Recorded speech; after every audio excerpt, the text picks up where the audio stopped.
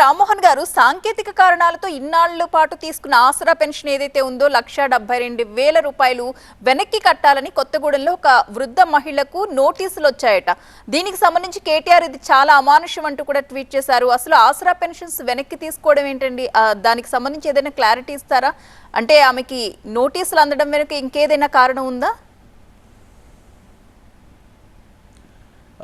సాధారణంగా ఆసరా పెన్షన్ అనేది వృద్ధ వయసులో ఉన్న వాళ్ళకు, వితంతువులకు, భర్త చనిపోయిన వాళ్ళకు, వికలాంగులకు ఇలాంటి వాళ్ళకి ఇవ్వడం జరుగుతుంది.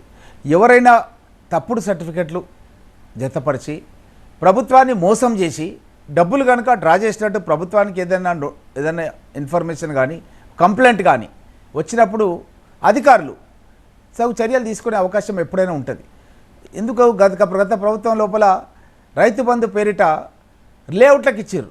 అసలు రైతు బంధు ఎవరికి ఇవ్వాలి? పంట పండించే రైతులకు పంట పెట్టుబడి కింద ఫర్టిలైజర్ కొనడానికి, ట్రాక్టర్తో దున్నించడానికి, కలుపులు తీయడానికి మనం ఇస్తాం ఈ డబ్బులు.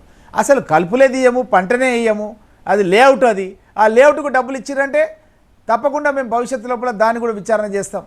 ఆ లేఅవుట్లకు డబ్బులు ఇవ్వాల్సిన అవసరం లేదు. ఆ తీసుకోవడం కూడా తప్పు. ఎందుకంటే అది నాలా కన్వర్షన్ అయిపోతుంది. నాన్ అగ్రికల్చర్ ల్యాండ్ కింద సర్టిఫికెట్ ఉంటేనే లేఅవుట్ పర్మిషన్ ఇస్తారు. అంటే తప్పుడు పత్రాలు తీసుకొని వాళ్ళు డబ్బులు ప్రభుత్వం నుంచి తీసుకుంటే తప్పకుండా చాలా మంది సమాజంలో అట్టడుగు వర్గాల వాళ్ళకు ప్రభుత్వ పథకాలు అందాల్సిన వాళ్ళు చాలా మంది మహిళ ఆసరా పెన్షన్ కి అనర్హురాలు, అందుకే నోటీసులు పంపించారని అంటున్నారా? ఇంకా దాన్ని మేము విచారించాలి. మా దృష్టికి రాలేదు.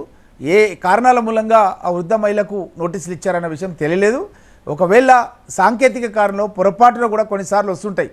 ఏది ఫోన్ బిల్లు ఎక్కువ రావడమో, కరెంట్ బిల్లు ఎక్కువ రావడమో వస్తుంది. అది ఎవరు కట్టరు.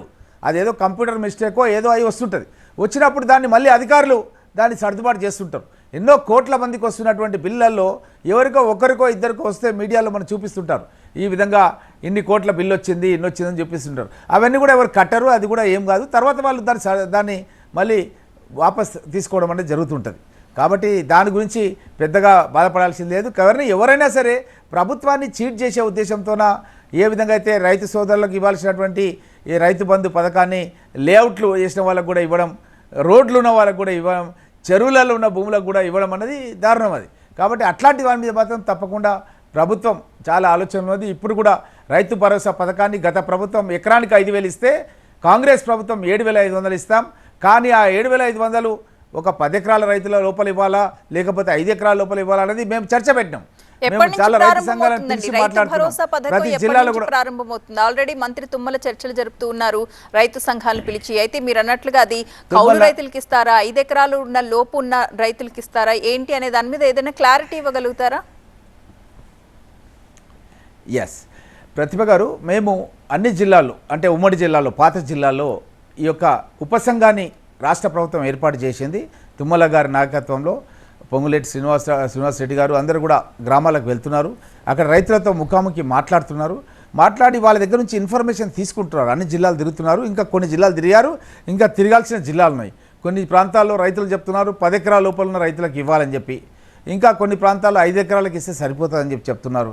ఈ విధంగా వాళ్ళ దగ్గర నుంచి అనిసార్లు కొంతమంది ఏమంటారు అంటే వచ్చే రైతు భరోసా పథకాన్ని సగం కౌలు రైతులకు ఇవ్వాలి, సగం ఏమో ఆ పట్టాదారు ఎవరైతే రైతు ఉంటాడో ఆయనకి ఇవ్వాలని చెప్తున్నారు.